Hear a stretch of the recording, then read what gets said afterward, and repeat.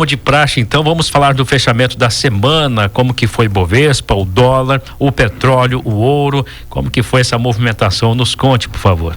Vamos falar, porque nós tivemos uma semana muito boa. Inclusive, eu até tô olhando o meu gráfico que eu sempre trago aqui, e fazia dias que não tava tudo verdinho aqui, hein? Agora, semana boa essa aqui, hein? Só tivemos não, mas a grande maioria das informações, a grande maioria do fechamento foi no positivo mesmo. O Ibovespa, que na realidade andou a semana toda praticamente de lado até na quinta-feira, na sexta-feira disparou e fechou com alta de 1,74%, cotada aos 129.125 pontos.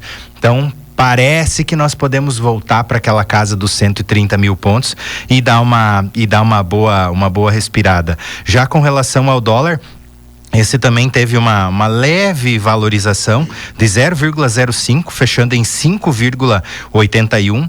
Quem voltou a se destacar foi o ouro, que subiu 1,44 e voltou para casa dos 2.700 dólares.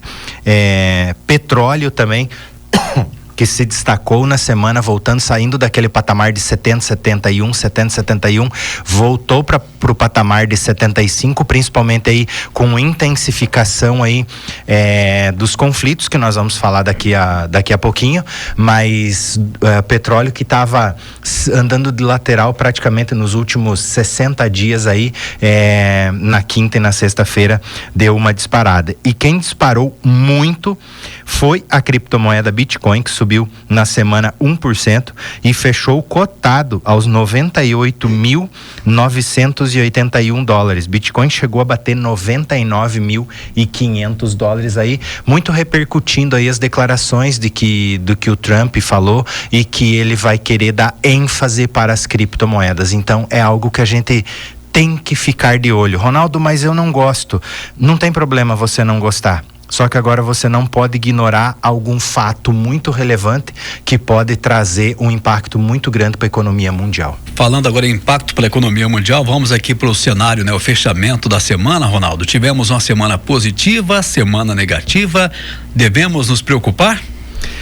Olha, a preocupação a gente sempre tem que ter, né? Mas nós estamos indo para um rally do final do ano, que a gente fala, que está dando o mercado está nos dando muita pista daquilo que vai acontecer. Geralmente no final do ano nós temos boas indicações, nós temos bons movimentos do mercado, e nós estamos vendo com muitos bons olhos esse caminhar pós tensão, vamos falar assim, maior no mundo, que era da questão das guerras e da indefinição do presidente nos Estados Unidos.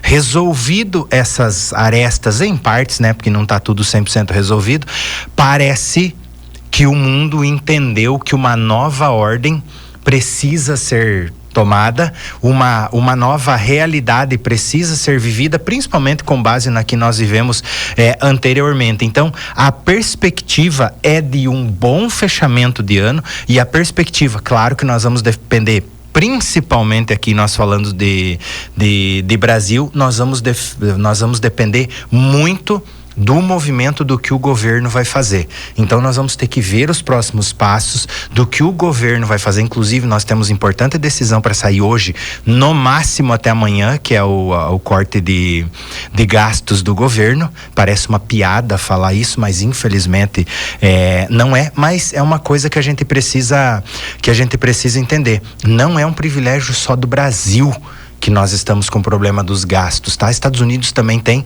tanto que medidas já estão sendo tomadas. Europa também está com sério problema. Mas, em resumo, eu acredito que a gente vai ter um bom final de ano, que a gente vai poder surfar bem esse rally de final de ano, aproveitando as oportunidades. Ronaldo, e vamos falar um pouquinho de polêmica agora. Como que ficam as coisas após a polêmica da rede Carrefour em relação às carnes brasileiras, do bloco Mercosul? Como que fica então todo esse cenário a partir de agora? Olha, é uma polêmica boa. Eu inclusive me posicionei nas minhas redes sociais. Como foi dito, foi para nós brasileiros, é uma ofensa, como foi dita. Agora já veio o CEO do Carrefour França, já está querendo passar panos quentes aí, já falando, não, nós só não vamos comprar carne vindo do Mercosul aqui para a França. Por quê? A gente precisa entender a questão do apelo. Estão tendo grandes manifestações na França. Manifestações em prol, obviamente, europeu e contra, entre aspas, carnes com vamos pensar assim, com possível problema. Não vamos falar porque a gente sabe que a nossa carne é de qualidade absurda, é muito boa, só que o europeu, o francês, está defendendo o lado dele. Agora, um posicionamento de um CEO no tom que ele trouxe gerou muita indignação, inclusive do nosso governador, que prontamente e, na minha visão, muito acertadamente, mandou o recado e deixou muito bem dito. Por quê? Nós precisamos entender uma coisa. A Europa, o mundo, depende de nós. Eles vão querer fechar a porta onde? Quem que produz tanta proteína animal? Quem que consegue produzir tanta carne numa escala igual o Brasil, igual a Argentina, igual o Mercosul? Ninguém consegue no mundo. Então é preocupante quando nós temos um líder, um CEO falando um negócio desse, aonde tem uma repercussão muito grande mundialmente falando. Então acende uma luz de alerta com relação a isso, mas eu não vejo nenhum problema. Nós temos muito mercado, o Brasil é um grande produtor, o mundo depende do Brasil muito mais do que o Brasil depende do mundo. Ronaldo, mas nós não consumimos toda a carne, mas o mundo precisa vir comprar carne de nós. A gente precisa parar de se revestir de patinho feio e achar que o Brasil depende de todo mundo. Não, o mundo depende muito do Brasil para comer. Então nós precisamos entender que nós somos uma potência, sim, em produção de alimentos. Falando em produção de alimentos, como é que está o mundo na situação econômica, Ronaldo? Positivamente, negativamente? Qual que é a sua avaliação? O grande problema que o mundo está passando hoje é a briga ferrenha com o combate à inflação e a questão da taxa de juros. Essa é a grande... e é muito complicado isso, porque você tem a vida do cidadão ficando cada vez mais difícil, porque ela está ficando mais cara. Nós podemos olhar por nós aqui. Está ficando mais caro para você viver no dia a dia. Só que a outro ponto, a gente não está conseguindo fazer quase nada, porque a grande maioria da população do mundo depende de financiamento. Precisa, eu vou trabalhar, eu vou conquistar as coisas, eu vou financiar, eu vou pegar dinheiro emprestado. O dinheiro emprestado está caro. E as coisas estando cara, o dinheiro que a gente pega precisa ficar cada vez mais caro. Então nós estamos numa dicotomia, nós estamos numa briga onde eu preciso dar poder para a população, só que ao mesmo tempo eu não posso desregular o mercado financeiro. Então é importante a gente olhar para isso, e o mundo tá nessa guerra do afrouxa e solta, afrouxa e solta, afrouxa e solta, visto dos Estados Unidos. Provavelmente nós vamos ter um novo corte de juros lá nos Estados Unidos, só que vai ser de 0,25 provavelmente. Aqui no Brasil, por sua vez, nós vamos ter o contrário, nós vamos ter mais um aumento na Selic. É mais uma complicação, só que aqui nós temos claro o que está acontecendo. Aqui a culpa é 100% do governo.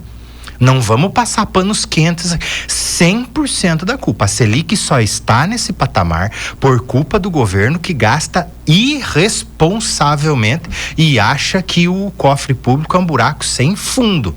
Então é importante nós olharmos isso. Mas o mundo está nisso. O que eu faço? O que eu cedo? Aonde que eu aperto? Porque ao mesmo tempo eu não posso afrouxar tanto para perder as rédeas, mas ao mesmo tempo eu não posso prender todo mundo, porque daqui a pouco explode. O cara não consegue mais ir no supermercado comprar o que é básico, o cara vai começar a ter problema com não ir em posto de combustível abastecer o carro, o cara não vai trocar o carro, as montadoras já estão cheias de carro e precisam vender, aí daqui a pouco começa férias coletivas, aí daqui a pouco começa demissão em massa. Então é importante a gente olhar para esse patamar.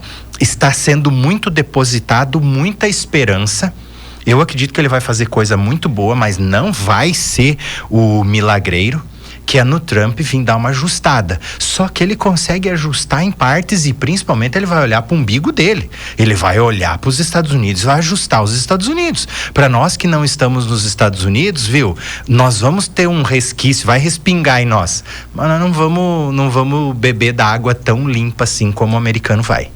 Ronaldo, sendo um pouquinho mais bairrista nessa situação que você comentou agora, que está mais difícil para o brasileiro sobreviver. Nós noticiamos no início do jornal que o estado de Mato Grosso é um dos que tem menos desempregos do país. E ao mesmo tempo sabemos que agora a injeção também do 13º, isso não reflete para nós um cenário positivo?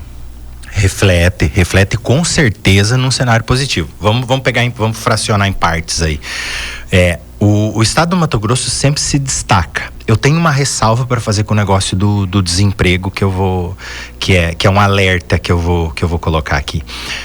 Porque nós estamos nos desenvolvendo.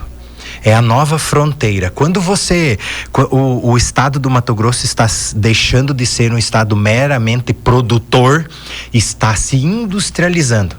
Isso traz muita gente, emprega muita gente com um emprego de qualidade, principalmente financeira, que remunera melhor.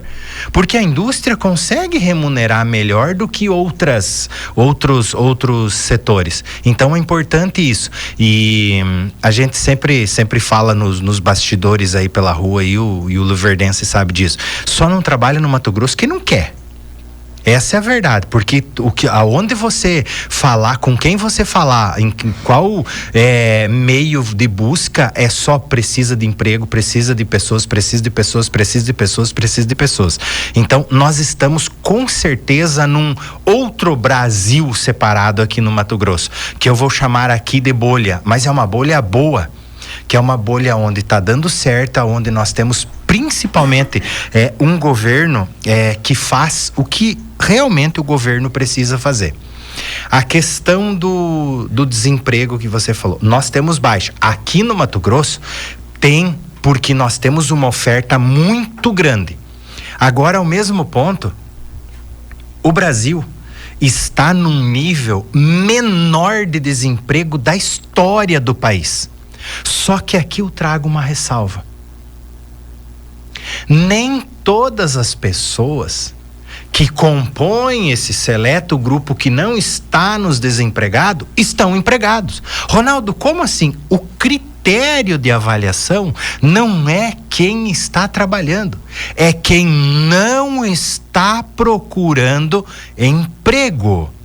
Cuidado com a pegadinha no Brasil, porque com esse mundo, com esse mar de auxílio que o governo está dando, o Joãozinho, a Mariazinha estão recebendo 600, 700 reais, R$1.000, não vai de atrás de emprego, sai do índice e nós estamos com o índice de menor desemprego da história do Brasil. Então, vamos ter que olhar com ressalva. Isso não é não é conclusivo. Eu estou acompanhando algumas pesquisas, mas com certeza parte desse rol que estão empregados são de pessoas que não necessariamente estão empregadas. Não estão no mercado de trabalho, ou seja, elas só não estão buscando emprego. Agora, quando se fala em emprego, crescimento, desenvolvimento, Mato Grosso, o agro é um dos principais fatores, né, Ronaldo? Como é que está a situação da soja e milho?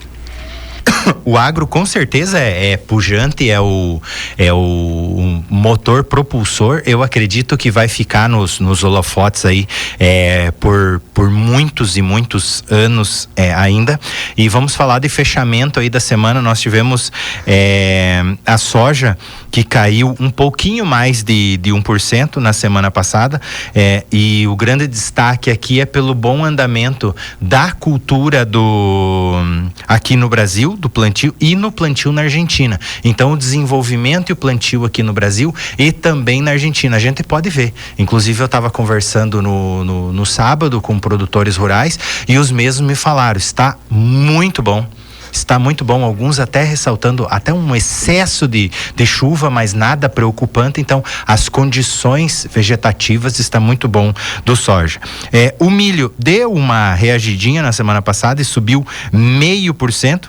E quem subiu bem foi o trigo, que subiu 2% aí, principalmente aí repercutindo aí pós-eleições nos Estados Unidos, onde dá uma calmaria, as exportações começam a voltar. Uma boa notícia também que aconteceu, e eu acredito que foi, olha, sem querer ser pessimista, mas acho que foi a única boa notícia que aconteceu nesse G20 que está acontecendo no Brasil, né? A China, ela acabou estendendo a compra de alguns produtos a mais do Brasil. Então isso ajudou muito o agro, e destaco duas delas porque está muito ligado com a nossa região que produz muito, que a China vai começar a importar, ou seja, o Brasil vai ser exportador de sorgo e gergelim para lá. Então é mais um destaque aí para o agro, ganhando ainda mais força, ainda mais robustez no cenário internacional. 102 em pauta. Patrocínio Agrobágio, a sua concessionária John Deere, e Novo Tempo, juntos para o novo por você.